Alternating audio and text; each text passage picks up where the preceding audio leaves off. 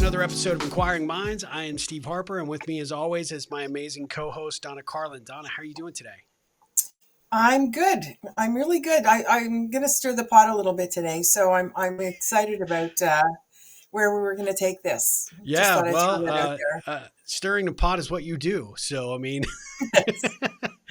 I'd say like, how is this different from any other week? But I mean, I kind of have an idea what we're going to be doing today, so I'm kind of excited. So, what are we going to be talking about? I thought we would try something new with our listeners, and that is the five whys process. Process, whichever way you want to say the word. It's a problem solving technique that's used to identify the root cause of a problem by asking why. And the reason I love this is because it goes against all the dictates of our field in coaching, where you're not Sure. supposed to ever use the word why.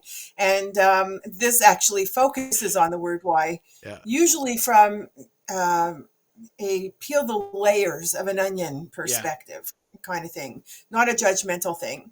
And it was actually developed by Sakichi Toyoda, who's the founder of the Toyota Industries, to improve manufacturing processes and performance. And it's really cool. So I could give you an example, and then I want to discuss with you how we might use it in our own lives, because obviously we're not looking at manufacturing processes in our fields. Well, in my field anyway. Right. Even as an organizational psychologist, I look at systems by which, people work within an organizational system, not manufacturing. And as you know, I'm doing a lot of writing on reflection and self-reflection. And so looking from a self-reflective point of view, it's also an amazing way to dig, so that you reveal what's really going on. Yeah. So I'll give you like a mundane kind of example. The problem is I'm not getting enough sleep. Well, right. Why am I not getting enough sleep? Because I stay up late working on my laptop. Why am I staying up late working on my laptop? I have too much to do. Why do I have too much to do? I'm not managing my time effectively. Why am I not managing my time effectively? I'm easily distracted and procrastinate. Why am I easily distracted and procrastinate? I'm not clear on my priorities and take on too many tasks at a time. By asking, that, what it comes down to is I'm not managing my time, I'm not saying no to anything, and I'm actually, like all this stuff is heaped on me, and when am I going to do it? Hmm. So I'm staying up way too late, not getting enough sleep, which is then therefore impacting everything else, my relationships, the whole kit and caboodle. Yep. By doing the why, it's not saying, why were you such an idiot? No, it's sort of digging down and saying, well, why is this and why is this and why is this? And self-reflection, for example, a lot of people are saying to me these days, I'm really anxious, Yeah. and they're not even sure why. It's COVID, it's working from home, not seeing people Yeah. enough, whatever it is, financial issues. I mean, there's all kinds of things going on in the financial sector right now. So why am I feeling anxious? It could also be I have too much on my plate, or I'm not sure why I'm anxious. And say it's I have too much on my plate. To build on the last one, why do you have too much on your plate? You're asking yourself. Well, I can't say no. I have a Yeah. fear of saying no. Why do I Yeah. have a fear of Yeah. saying no? I'm going to disappoint others. Yeah. And that's what it comes down to. How often do you feel anxious? You don't know which end is up because you have so much on your plate. Somebody asks you, even in the middle of feeling all this, somebody asks you to do something, you say sure, because you don't even have the energy to say no to them and explain why and not disappoint them and all the rest of Yeah. the thing. And it just keeps building and building until that anxiety really starts, you know, uh, getting you to break down in a way that's much harder to turn around. What if you could use just the five whys? It could be more if you're digging really deep, just to say to yourself, I feel, and acknowledge that emotion. I feel anxious. I feel afraid. I feel whatever. Okay, why am I feeling that way? Not just own the emotion, but try to reveal the layers and peel them away to say, well, okay, why is this happening? Or why am I feeling this way right now? How powerful might that be for you and some of the people that you work with to do that, the five whys? Yeah, I mean, I really like the idea and the strategy. We went through something very similar recently for a branding exercise that really followed the same approach, right? Which was Mhm. helping us narrow down here's what we do to really the why of why we do it. And it really involved a series of the why questions. When you asked me before we started recording, are we, have you used it before? Not in the context necessarily that you're proposing, but I can see the value for sure of why you would want to do this. Because if you really do, I think a lot of times, and we've talked about this in previous episodes, we have a tendency to give up a little too soon, a little too early. Bingo. We wave the flag of surrender. Well, I'm just too busy. I have too much work. Well, why are you too busy? Well, because I take on more than I should. Okay, why do you do that? Well, that you start getting into that process of asking those questions, and you start to uncover some very specific nuggets. I wasn't using necessarily the five whys with a client recently, but one of the things that was he was struggling with was he's working too much and not really enjoying what he's doing any longer. And so as we went through this process, what it really uncovered, and now I feel like I need to go back and revisit it and say, wait, whatever we talked about, we need to go back through this other approach. But at the end of the day, what it was that he's a control freak. He absolutely loves being in the minutia of what's going on, so much so that he's not really thinking about long-term strategy and the direction of the company. And because of that, the minutia is what's holding them sort of in kind of a stagnant, kind of neutral position. They're not growing, they're not advancing, but they're not declining either. But it's the same old shtick every day, which he doesn't like and gets frustrated by. And what it really came down to was his lack of real commitment to give up some control and delegate. And he really was struggling with that. And when it came down to it, as we went through this process of conversation, even though it wasn't the full five whys, we really arrived at the consideration that he was viewing his own company through the eyes of what he had watched a competitor and who had been a friend and a mentor of his go through, where he gave up too much control, and before he knew it, the guy was coming in and the company wasn't anything that he recognized. And eventually that had a dire consequence for the longevity of that company. And so he was fearful of that, that kind of situation evolving there and history repeating itself. And when we started digging in and you get to the root cause of what the real concerns are, well, then you can start to look at possible solutions or other avenues for which to assuage some of those concerns. And for him, it was really powerful because I don't think he had looked at it, nor had he recognized that there was this inherent fear that, oh my gosh, I don't want that to happen to me. So it was clouding his judgment on what he would be willing to give up or let go of. Isn't that fascinating?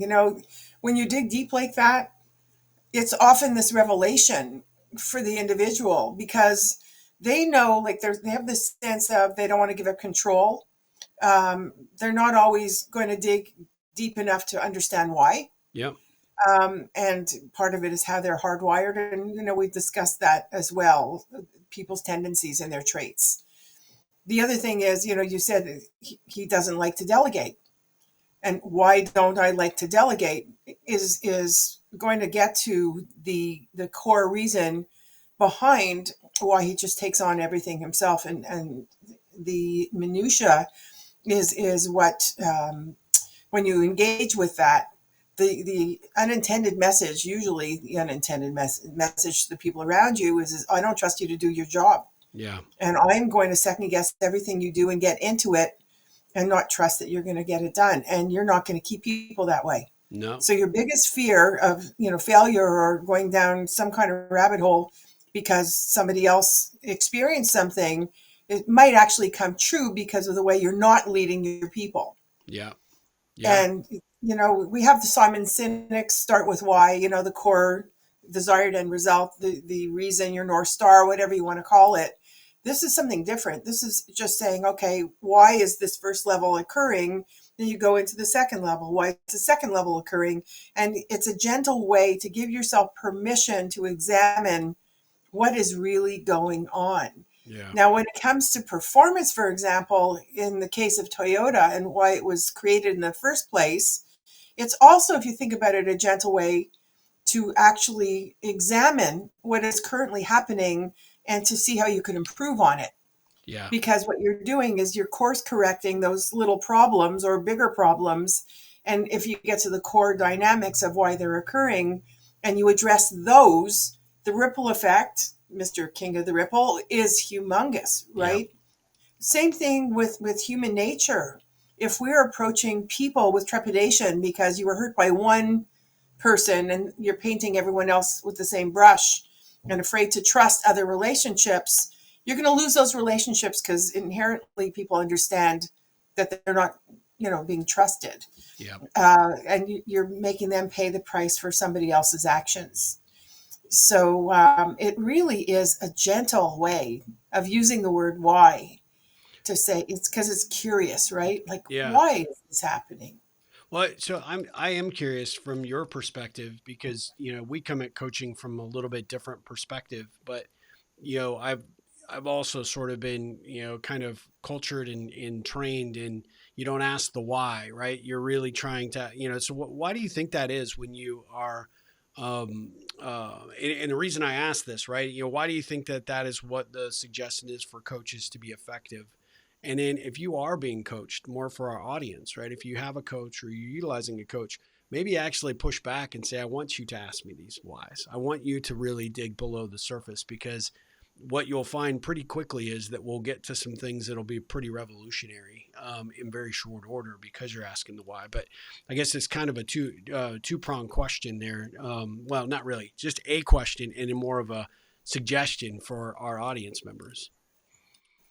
Well, we're told not to use the word why, that it's a no-no. Like, it's absolutely no-no in coaching because generally it's used in the way like this.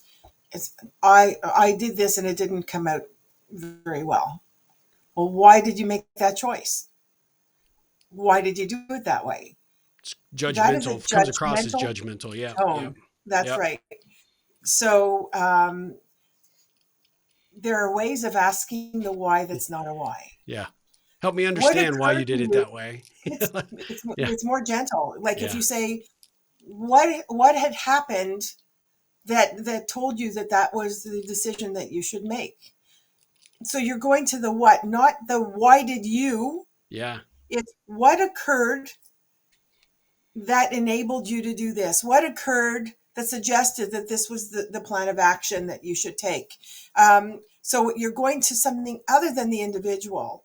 And it's not a backwards way, but it's a more indirect, gentle way of saying, what occurred to you that caused this kind of behavior to pop up?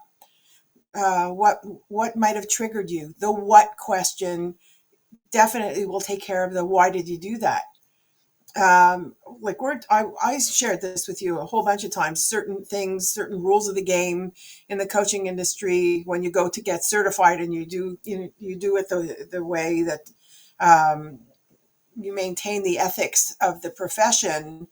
You also don't judge, right? Because we're there to be an open vessel for whatever the client shares and to help them shift beyond what they don't want to get stuck on. That's the Yep. bottom line. So, I told you the story with one of my clients when he just lambasted his assistant, and I said, was it, see, not why were you a jerk, but was it your intention to be a jerk? And the first thing he said was, what's with this non-judgmental stuff with a coach? You're not supposed to call me a jerk. I said, I didn't. I asked if it was your intention, because if it was your intention, you're successful. And if you weren't, then you just dug yourself in real deep. So let's talk about it. And he just laughed his head off because I wasn't judging him, but I explained I wasn't judging. I Yeah. was wanting to know if he intended to do that and he set out to do that. He did it really well. Yeah. He demolished her literally within 2 sentences. So he did it really well. Mm. And he knew he dug himself in really, really deep. So there are ways to do this. This kind of why is self-reflective. It's you asking yourself, like, why am I so anxious? Rather than People own their anxiety. The first thing they'll tell you, like when you ask them how they are, they'll say, I'm really anxious, I'm uptight, I'm tense, I'm not getting enough sleep, like all of this kind of stuff. They're stuck there. If you take a few moments and say to yourself, well, why am I so anxious? Why do I think I'm so anxious? Yeah. And, well, I'm not getting enough sleep, or I have so much on my plate. Why do I have so much on my plate? Like, what's occurring that I have that going on? And then you keep, it's so gentle and systematic that you're not going from A to Z, you're going from A to B. Yeah. And it's just a very easy way for you to be revealing you to yourself, Yeah. if that makes sense. Well, And and I how highly recommend for our audience, right? If there's something that you know that you're kind of struggling with, put that at the top of your journal page, and then start asking these questions, right? If you're legitimately stressed out, you've got anxiety because everything that's going on in the news, as an example, you have the ability to really decompress that all the way back to say, well, why am I stressed out? Well, it's because of the news. Why do I watch the news? Because I want to stay informed. Why is staying informed important to me? Because it requires me to do so for my work. Why why is it important for your work? Figuring out all of those components, and you really could get to the point, well, do you realize that you could actually create channels within news news feeds that you could only tune into the things that are important to your work, not necessarily to gun violence or the economy or the issues that have a tendency to have that overflow that is stressing you out in the first place, right? So more or less, I guess, asking what specifically about the news is stress causing you stress or anxiety. Why does that cause you the stress and anxiety? Well, I'm catching all of this stuff while I'm waiting for the news report, for the business news or the industry, report, or the stock report, or whatever the case might be. And then you start realizing, well, they play it every day at the 10 minutes after the hour. Maybe I will tune in at 6:09 instead of 6 o'clock, and I'll miss all the other stuff that I don't want to necessarily see. And it'll allow me to be able to focus on just what is serving me. that's it, because Yeah. it's cumulative. Yep. And I could relate to that, because especially when I was working within federal government and press briefings and hot issues and everything else that was going on, and half the time we would hear things that wasn't yet on the news, because it was protected information or whatever else. You would be bombarded with stuff that would scare the living daylights out of you. Yeah. I'm not kidding. I'd come home at the end of the day wondering, will we have a planet tomorrow? Yeah. That's what it comes down to. And then I'd meet with my federal cop that I was working with, who would tell me, don't go to drive-through tellers, don't do this, don't do this, don't do this, because of what was going on. I'm going, Mm. that's it. I'm just staying home, not using any technology. It gets to the point where it accumulates. And you say, like, holy mackerel, how many people are living their lives not knowing this stuff in ignorant bliss? Right. And what do you do to mitigate stuff that you have no control over? Well, not the drive-through tellers. I'm not talking about Right. that, but world issues that you're hearing that are really um, doing a lot of emotional harm to people because they're soaking it in and don't know what to do with it. They have no control over it. I, for one, have stopped watching the news before I go to sleep. I watch it in the morning because I need to be informed, and I look at, what do I have control over, what don't I have control over, what do I have to pay attention to, Yeah. and what can I do, to address that which I do have control over, to maybe make a small difference globally. That's it. I, Yeah. I cannot own everyone else's problems. And this is where a tool like this really does so much benefit, because you can come to the conclusion that you're watching the news. It's giving you no end of angst. You can't do anything about it, and it's doing you more harm than good. Yeah. Therefore, like you said, I'm actually going to control what I watch, when I watch it. If I need to know the rest of it, I could find it anywhere Yeah. at any point in time, using online news services, etc., and be able to live a much healthier life, because I've taken the moment to go through those 5 questions, which takes no time at all, Right. and literally examine the core dynamic of anything that's going on in our lives. I love it. I think it's a really useful exercise, one that I encourage our audience to really look at and actually utilize. And if it is a situation where you have someone in your life that that you kind of trust, like a coach or a consultant that maybe you're working with, this could be a great exercise for you to do with them in some capacity. But more importantly, just go through it with something that really is causing you some frustration and angst, even in your own, quiet time, as an opportunity to just keep asking those questions and see what it uncovers. I think it'd be really great. So I am curious if anyone out there will do this and maybe share, okay, I did this. This was really revealing, and here's why. Feel free to give us any specifics you'd like, or just keep it high level. But Donna, how could they do that?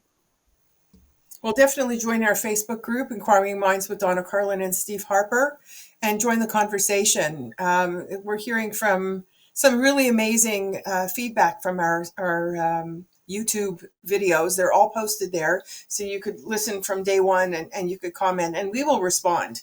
We will definitely respond. I will actually put up in the Facebook group the model for this, so that when we post this, I'll also have exactly how to frame the questions, so you could use it to model it on your own. Yep. And I I will be doing more of that in the Facebook group. So if you want a little bit more meat to our sessions and our conversations, that's the place to go. And you could also get links, to our websites, and go to our YouTube channel and subscribe to that. Many different ways of accessing our podcasts. And we look forward to hearing your 3 cents. Absolutely, we do. We appreciate you guys tuning in to another episode of Inquiring Minds. We'll be back again with another episode and another new topic very, very soon. But until then, Donna, take care. You too. Have a great one.